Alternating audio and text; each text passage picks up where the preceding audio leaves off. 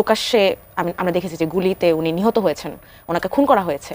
তো এখন আসলে বিএনপির মতো দলের কাছ থেকে, দলের নেতাকর্মীদের, সিনিয়র নেতাকর্মীদের কাছ থেকে যখন আসে যে এই ধরনের ঘটনা আসলে বিচ্ছিন্ন ঘটনা, সেটা কিন্তু অনেক দুঃখজনক। কারণ আপনি দেখবেন যে এই যে হত্যাকাণ্ডগুলি হচ্ছে, খুন হচ্ছে, একটাও কিন্তু বিচ্ছিন্ন ঘটনা না।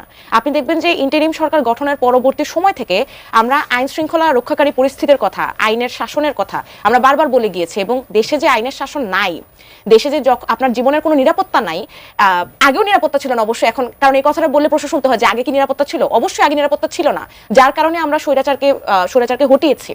কিন্তু তারপরে আমরা যে সরকারটি গঠন করলাম, সেই সরকারের তো দায়িত্ব ছিল যে তারা আমাদেরকে নিরাপত্তা দিবে। কিন্তু দেখা গিয়েছে যে আপনি দেখেন যে ওসমান হাদির যিনি খুনি, তাকে কিন্তু আমরা দেখলাম যে তিনি একদম নির্বিঘ্নে তিনি পালিয়ে গেলেন। এবং আমরা দেখলাম যে তিনি কিভাবে ওসমান হাদির সাথে দীর্ঘদিন ধরে একই সাথে ছিলেন। এবং আমরা দেখি যে আমাদের সকল ফোন কল রেকর্ড ফাঁস হয়ে যায়, আমরা কে কোথায় যাচ্ছি, কোথায় খাচ্ছি, কি করছে না করছে সবকিছু এজেন্সির কাছে তথ্য থাকে। কিন্তু এই ধরনের সেন্সিটিভ ইনফরমেশন এজেন্সির কাছে ছিল না। এইটা বিশ্বাস করাটা তো এটা বিশ্বাস করবো না আসলে এখন এসে যদি সেটা বলেন। তারপরে দেখেন আপনি মুসাব্বির হত্যায় যেরকমটি হলো, ঠিক একই রকম ঘটনা। আপনি দেখেন যে দীপুচন্দ্র দাসের কথা উঠেছিল আগে আলাপে, আপনার মনে থাকবে যে এরও আগে এই ধরনের একটি ঘটনা ঘটেছিল যে একটি মাজার থেকে মৃত লাশ তুলে নিয়ে পিটিয়ে সেটাকে পুড়িয়ে আগুন লাগিয়ে দেওয়া হয়েছিল। এবং এই যে লাশ তুলে পুড়িয়ে নেওয়ার ঘটনা, সেই ঘটনায় আইনের কোনো বিচার হয় নাই, সেই ঘটনায় কারো কোনো শাস্তি হয় নাই, বা বিচারিক প্রক্রিয়ার পর্যন্ত আমরা ওইভাবে যেতে পারি নাই। দেখে কিন্তু আমরা দীপুচন্দ্র দাসকে একটা স্বাধীন দেশে আমরা গাছের ডালে তাকে তার জ্যান্ত দেহ তাকে পিটিয়ে রক্তাক্ত করে ঝুলিয়ে পুড়িয়ে দিতে দেখলাম। এর চেয়ে বিভৎস ঘটনা তো আসলে আর হইতে পারে না। এবং এটাকে যদি আপনি বলেন যে এগুলো আসলে বিচ্ছিন্ন ঘটনা, সেটা আসলে সম্ভব না। আপনার প্রশ্নটি ছিল যে আসলে সরকার বেকায়দায় কিনা। দেখেন এত দুর্বল সরকার, আমরা সবাই জানি যে ইন্টারিম সরকার কোনো রাজনৈতিক সরকার না। তাদের অবশ্যই বিভিন্ন জায়গা থেকে তারা অসহযোগিতা সময় সময় পেয়ে আসছে, রাজনৈতিক দলদের কাছ থেকে পেয়ে আসছে, অন্যান্য মানুষদের, স্টেক হোল্ডারদের কাছ থেকে পেয়ে আসছে।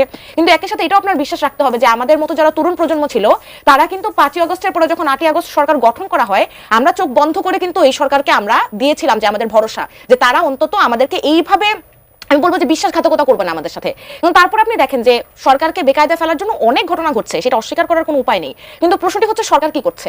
আমরা দেখলাম যে যখন বারবার এই ধরনের মব সৃষ্টি করা হলো, বিভিন্ন জায়গায় গিয়ে চাপ প্রয়োগ করে আপনার এক একটা কাজ করতে বাধ্য করা হলো, তখন হচ্ছে আমাদের যিনি প্রেস সেক্রেটারি, প্রেস সচিব, তিনি বললেন যে এগুলো মব নয়, এগুলো প্রেশার গ্রুপ। তাহলে এখন সেই প্রেশার গ্রুপের প্রেশারে আপনারা আছেন। যখন আপনি মবকে অ্যাকসেপ্ট করবেন, যখন আপনি মবকে প্রেশার গ্রুপ বলবেন, তখন তো আপনার সেই প্রেশারটা ফেস করতে হবে। এখন আপনারা সেই প্রেশার ফেস করছেন। এখন যখন সেই প্রেশারের ফলশ্রুতিতে আমরা দেখছি যে এই বিভিন্ন ধরনের ভাঙচুর হচ্ছে, হামলা হচ্ছে, এবং সেগুলো কিন্তু একদিনে হয়নি। আপনি দেখবেন যে একদিনে রাজধানীতে প্রথম আলো, ডেইলি স্টার, ছায়ানট, উদ্যোজিতে হামলা হয়নি। সেই হামলাগুলো সময়ে সময়ে জেলাগুলোতে হয়েছে, উপজেলাগুলোতে হয়েছে, মাজারে অনেক হামলা হয়েছে, মাজার ভাঙচুর করা হয়েছে। যেহেতু কোনো বিচার হয়নি, সেই আগুনটি এখন আপনার ঘরে আসছে। আমি তাহলে খুব সহজ একটা প্রশ্ন করতে চাই। আপনি বলছেন যে এই গণঅভ্যুত্থান পরবর্তীর একটা প্রেক্ষাপটে তৈরি হওয়া একটা সরকার তরুণদের এত সমর্থন নিয়ে যারা শুরু করেছিল, তারা আপনারা প্রতারিত বোধ করছেন। এই সরকার কেন প্রতারণা করবে? এটা আসলে সরকার কেন প্রতারণা করবে সেটা হাইপোথেটিক্যালি অনেক ধরনের উত্তর দেওয়া যায়, যে এক একজনের এক এক ধরনের স্বার্থ থাকতে পারে। কিন্তু আমি আসলে সেই কেন করবে সেইটার বাইরে আমি নাগরিক হিসেবে কি পাচ্ছি, এবং আমার নাগরিক হিসেবে রাষ্ট্রের আমাকে কি দেওয়া দরকার, সরকারের আমাকে কি দেওয়া দরকার, সেটি আমি দেখতে বেশি স্বাচ্ছন্দ্য বোধ করি আর কি। এবং যেটা আমি দেখছি যে 5ই আগস্টের পরে, গণঅভ্যুত্থানের পরে যে সরকার আমাদের রক্তের উপর দাঁড়িয়ে গঠিত হয়েছে, সেই সরকার আসলে আমাদের নিরাপত্তা, বেসিক সাধারণ মিনিমাম নিরাপত্তাটুকু পর্যন্ত নিশ্চিত করতে পারছে না। এটুকুই যথেষ্ট। অসংখ্য ধন্যবাদ। আমি এই প্রসঙ্গটা আপাতত শেষ করছি, নতুন একটা প্রসঙ্গে যেতে চাই। মূল বলেছিলাম রাজনীতির ডান বাম ও ভোটের বাস্তবতা। ভোটের প্রসঙ্গে সর্বসাম্প্রতিক একটা ভোট হয়ে গেল মোশাররফ ভাই, জগন্নাথ বিশ্ববিদ্যালয়ের শিক্ষার্থী সংসদ নির্বাচন। সেখানেও ডাকসু, জাকসু, চকসু, রাকসু অন্যান্য বিশ্ববিদ্যালয়ের মতো দেখলাম যে শিবিরের সমর্থিত যে সকল ছাত্রছাত্রীরা আছেন, তারা সাধারণ শিক্ষার্থীদের প্রিয় পাত্র হলেন তুলনামূলক বিচারে। এটা জাতীয় নির্বাচনে প্রভাব ফেলবে কি ফেলবে না সেটা তো পরের আলাপ। কিন্তু এই যে বিশ্ববিদ্যালয়ের বর্তমান শিক্ষার্থী যারা জেনজি বলা হচ্ছে যাদেরকে, তারা ছাত্রদল সমর্থিত শিক্ষার্থীদেরকে কেন বেছে নিচ্ছেন না, বা কেন বারবার শিবিরের শিক্ষার্থীদের কাছেই তারা ফিরে যাচ্ছেন? কারণটা কি হতে পারে? আমি আপনাকে একটা কথা বলি এখানে, আমার জীবনের অভিজ্ঞতা। সেই আমি ক্লাস 6-এ পড়ি 1974-এ। ওই সময় থেকে শিবিরের তৎপরতা ছিল।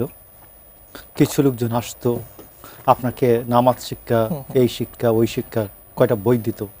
এরপরে কয়েকদিন পরে বলতো, ভাই একটু মসজিদে আসেন, গেলেন।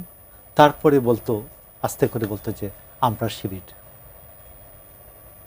কথা বুঝবেন। তো যারা সচেতন ঘরের ছেলে তারা বলতো রাজনৈতিক দল আপনি যান এখান থেকে, এইসব।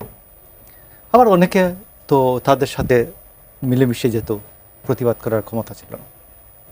তো এখানে গত 15 বছর প্রায় যে ছাত্রলীগ যে সন্ত্রাসী কায়দা সে যে করেছে, সেখানে জাতীয়তাবাদী ছাত্রদলের কোনো ছেলে বা মেয়েরা, বিশেষ করে ছেলেরা, কোনো ধরনের ক্লাসে যেতে পারে নাই, হলে যেতে পারে নাই, গেল একটা। আর এখানে আমি কথাটা শেষ করে নিই একবারে, এক মিনিটে। এটা খুব সবাই বলেছেন প্রায়। তো হলে যারা থেকেছে যে এরা এই শিবির কয়েকদিন করার আগ পর্যন্ত, এখন যারা শিবির, এরা কোনোদিন বলে নাই এরা শিবির ছিল। এরা মিলে মিশে একত্রে হয়ে থেকেছে পাশে, এবং এবং বঙ্গবন্ধুর বাংলায় বৈষম্যের ঠাঁই নাই, শেখ হাসিনার বাংলায় বৈষম্যের ঠাঁই নাই, এরা স্লোগান দিয়েছে। এই হাইপোথিসিসে আমার বক্তব্যটা হলো যে, মনে করেন তাহলে তো এটা ধরেন প্রমাণিত যে এরা একটা মুনাফিক, যেটা আপনারা এখন ঠারে ঠোরে অনেকে বলতে চান যে আমাদের ক্ষেত্রে বলা হয়, তো শিবিরের ক্ষেত্রে এটা প্রমাণিত।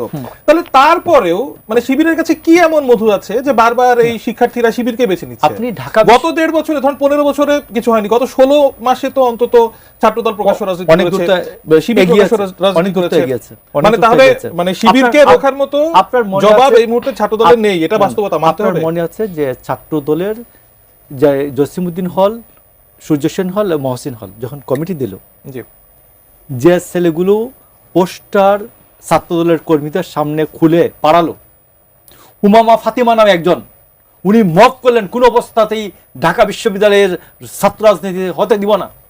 যারা তার সাথে মবে ছিল এরা প্রত্যেকেই শিবিরের ইলেকশন করছে অথবা শিবিরের ক্যান্ডিডেট ছিল।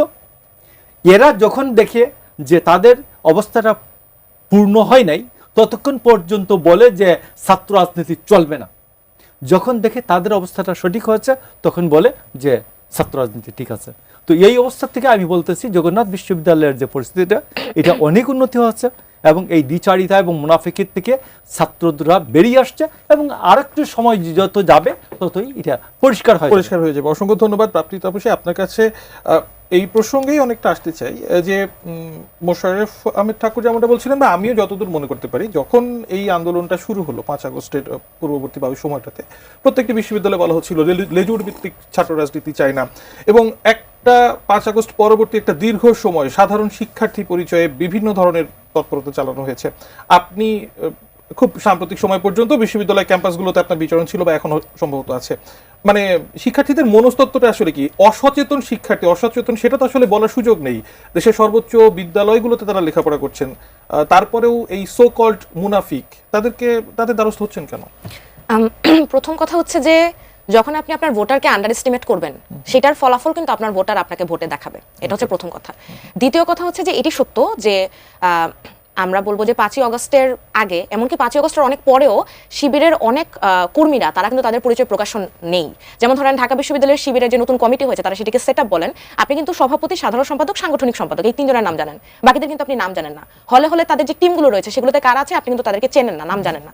সুতরাং আমি বলবো যে এখানে আসলে খুনি হাসিনা যে মানে এই ধরনের একটি গুপ্ত রাজনীতির মধ্যে আমাদেরকে প্রবেশ করিয়েছে, যেহেতু শিবিরকে প্রকাশ্যে রাজনীতি করতে দেওয়া হয় নাই, শিবিরের সন্দেহে মানুষকে মারা হয়েছে, পিটিয়ে খুন করা হয়েছে, আবরারকে আমরা দেখেছি।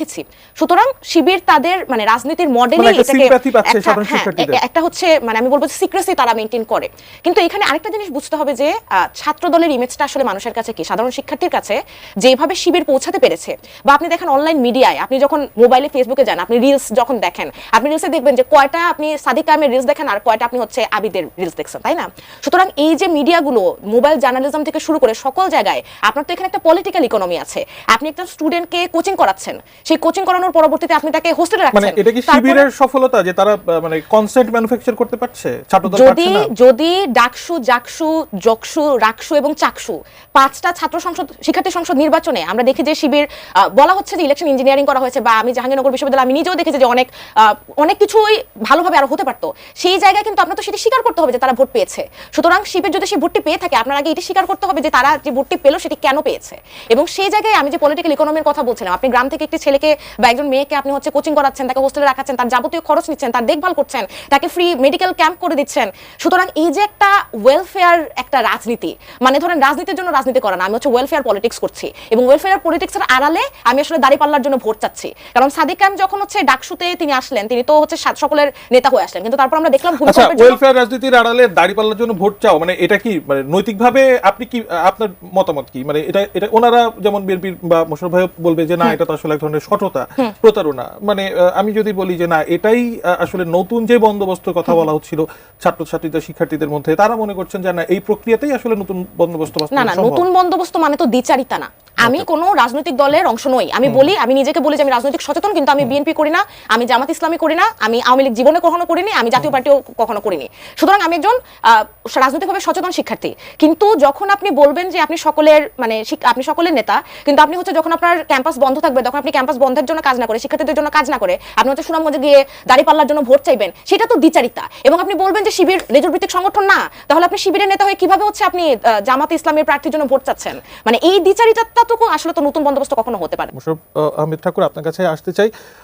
বিরতিতে যাবার আগে ছাত্র সংসদ নির্বাচনে ছাত্রদল বা শিবিরের বর্তমান যে সমীকরণ সেটা নিয়ে কথা হচ্ছিল, সে প্রসঙ্গে একটা প্রশ্ন করে আমি মূল প্রশ্নে যাব। সেটা হলো যে যারা এখন যে সকল শিক্ষার্থীরা এই বিশ্ববিদ্যালয়গুলোর পরিসরে শিবিরের প্রতি সমর্থন জানাচ্ছেন, আপনি বা বিএনপি কি মনে করে যে তারা ব্যক্তিগত জীবনে তাদের বাবা মা বা আত্মীয় স্বজনকে জামাতকে ভোট দেওয়ার ক্ষেত্রে একটি প্রভাবক হিসেবে কাজ করতে পারে কিনা? আর মূল যে বিষয়টি আপনার কাছে জানতে চাই, 5 আগস্ট পরবর্তীতে মির্জা ফখরুল ইসলাম আলমগীর একটি জাতীয় দৈনিকে সাক্ষাৎকারে বলেছিলেন যে রাজনীতিতে তিনি উগ্র ডানপন্থার আবির্ভাব দেখছেন, তিনি শঙ্কিত। এই ডানপন্থার রাজনীতিকে বিএনপি কিভাবে মোকাবেলা করবে? ধন্যবাদ আপনাকে। উগ্র ডানপন্থার রাজনীতি বাংলাদেশে, তো উগ্র ডানপন্থার রাজনীতিরা বেসিক্যালি সাম্প্রদায়িক রাজনীতিটাকেই মিন করা হচ্ছে। আমি উগ্র ডান টান বুঝি না, ডান বাম তো এখানে খুব স্পষ্টভাবে নাই পলিটিক্সটা। কোনো ডান বামেরই আলোচনাটা, রাজনৈতিক পাঠচক্রটা এইভাবে নাই। তো এখানে উগ্র সাম্প্রদায়িকতাটা হচ্ছে ডানের জায়গাটা করে নিচ্ছে। উগ্র সাম্প্রদায়িকতার ধরন হচ্ছে, ধরুন যে চাঁপাইনবাবগঞ্জ সদরে যদি আপনি দেখেন, জামাত ইসলামের যে ক্যান্ডিডেট আছেন তিনি বলছেন তার বক্তৃতায়, আমরা জামাতকে বলেছি যে এটা আচ্ছা আপনারা একমত কিনা, বিভিন্ন ফোরামে তারা এই সময় কোনো কথা বলে না, যে আপনি নামাজও পড়বেন, বিএনপিও করবেন, হজও করবেন, বিএনপিও করবেন, তা তো হবে না, জামাত ইসলাম করতে হবে। তো এখন এই যে কথাটা, এটা তো একটা নামাজের একটা ডেফিনেশন বাংলাদেশের মানুষ জানে, হজের একটা ডেফিনেশন বাংলাদেশের মানুষ জানে। এইটার এগেনস্টে আপনার একটা স্পষ্ট ন্যারেটিভ লাগবে, এবং এই স্পষ্ট ন্যারেটিভটা একেবারেই যেটা জিয়াউর রহমানের রাজনীতিটা জাতীয় ঐক্যের রাজনীতি। পাহাড় সমতল, ধর্ম বর্ণ নির্বিশেষে সবাই আমরা একটা নাগরিক ভিত্তিক জাতীয়তাকে আমরা ওন করি, এবং এই বাংলাদেশের যে নাগরিকত্ব বেস যে জাতীয়তাবাদটা, এটা বিএনপির আমরা আন্দোলন সংগ্রামের কারণে এই যে পলিটিক্যাল স্কুলিংগুলি, এইগুলি আমরা বেসিক্যালি আমরা চর্চা করতে পারি নাই। আমরা বলেছি কি ফেসিবাদ, হাসিনা নিপাত যাক, হাসিনাকে সিরা ফালামো, এখন বলতেছি আমরা সিরা ফালামো হাসিনাকে, এটা তো রাজনীতি না। তো বিএনপির একটা নির্দিষ্ট রাজনীতি আছে। আমি আপনাকে বলছি, আমি 1981 সালে, তখন আমি ইন্টারমিডিয়েটের ছাত্র, তো আমাদের এপ্রিল মাসের 19 তারিখে জিয়াউর রহমানের একটা সেন্ট্রালি একটা স্কুলিং হলো। এটা প্রায় 8টা থেকে রাত্রে 11:30 পর্যন্ত, 3.5 ঘন্টা। এবং সেখানে উপস্থিত ছিলেন, একমাত্র উপস্থিত ব্যক্তিদের মধ্যে একজন জীবিত আছেন, ডক্টর খন্দকার মোশাররফ হোসেন। তখন তিনি ছাত্রদলের বিএনপির ছাত্র বিষয়ক সম্পাদক। ফিরোজ নুন ছিলেন প্রিন্সিপাল ওইখানকার ইনস্টিটিউটের, আর আমাদের বি চৌধুরী স্যার ছিলেন মহাসচিব। জিয়াউর রহমান বক্তৃতা করার সময় আমরা সবাই বিস্মিত হলাম যে আমাদের বিশ্ববিদ্যালয়ের স্যারদের চেয়ে অনেক ভালো উনি ক্লাস করালেন। তো পরে আমরা জানলাম যে উনি আর্মি একাডেমিতে ইনস্ট্রাক্টর ছিলেন, পড়াতেন, যার কারণে তার অ্যানালাইসিসটা। এবং এখানে আমার একটা বই আছে 1992 সালে আমি বের করেছিলাম মে মাসে, সেটা পার্টি ক্যাডার প্রসঙ্গে জিয়াউর রহমানের দৃষ্টিভঙ্গি। ওনার বক্তৃতাটা একবার আনএডিটেডলি আমি ছেপেছিলাম। তো এখন আমি আপনাকে বলছি যে বিএনপি যদি ওই রাজনীতির ওই যে চর্চাটা একবারেই আমি স্রেফ একটা শরীফ মধ্যপন্থার রাজনীতি, যে জাতীয় ঐক্যের রাজনীতি, আমি যদি এটা করি, তাইলে আপনি দেখবেন যে জামাত এখানে ঠাঁই পাবে না। এবং আমি সাম্প্রদায়িকতা ইটসেলফ একেবারেই সে তার সংজ্ঞার মধ্যেই সে সমাজকে বিভাজিত করে, রাষ্ট্রকে বিভাজিত করে এবং সব কিছুকে বিভাজিত করে সাম্প্রদায়িকতার মোড়কে, এবং সে সুবিধাটা নিতে চায়, এবং যেটা ইন্ডিয়ায় বিজেপি করেছে। এবং আমি আপনি বলতেছি যে সাম্প্রদায়িকতার মোড়কে যে রাজনীতিটা চলছে, এটা যদি আজকে সাম্প্রদায়িকতার রাজনীতি যদি কেউ যদি সফল হতে দেন, তাহলে শেখ হাসিনা যে 15 বছর বলেছে আমাকে সরানো মাত্রই বাংলাদেশের সাম্প্রদায়িকতার উত্থান হবে, আমাকে সরানো মাত্রই মৌলবাদের উত্থান হবে, আমাকে সরানো মাত্রই এই যে দীপুচন্দ্র দাস ও মুখোমুখি এদের কোনো অধিকার থাকবে না, নাগরিক অধিকার থাকবে না। তো এটা সত্য পরিণত হবে এবং প্রমাণিত হবে। যার জন্য আমি মনে করি আজকে বাংলাদেশে সকলের দরকার, সমস্ত রাজনৈতিক দল দরকার, even communist party and others, সমস্ত ডান বাম সব রাজনৈতিক দলের দরকার যে এই যে ধর্মীয় সাম্প্রদায়িক শক্তির যে উত্থান, এটাকে থামিয়ে একটা জাতীয় ঐক্যের রাজনীতি এবং মধ্যপন্থা রাজনীতি যদি না করা হয়, তাহলে হাসিনা এখানে সফল হবে। এবং আমি আপনাকে বলছি আমাদের সামনে সমূহ বিপদ আছে, যেটা আজকে আমরা ভেনিজুয়েলায় দেখলাম, আমি আবারও আমি আরেকটা ছোট্ট ইউক্রেনে আমরা যেটা দেখলাম, ইউক্রেনে যেটা বলা হয়েছিল যে রাশিয়ান ভাষাভাষীদেরকে রক্ষার জন্য ওর হস্তক্ষেপ নাকি বৈধ। তো আজকে যদি আমার পার্শ্ববর্তী কেউ যদি বলে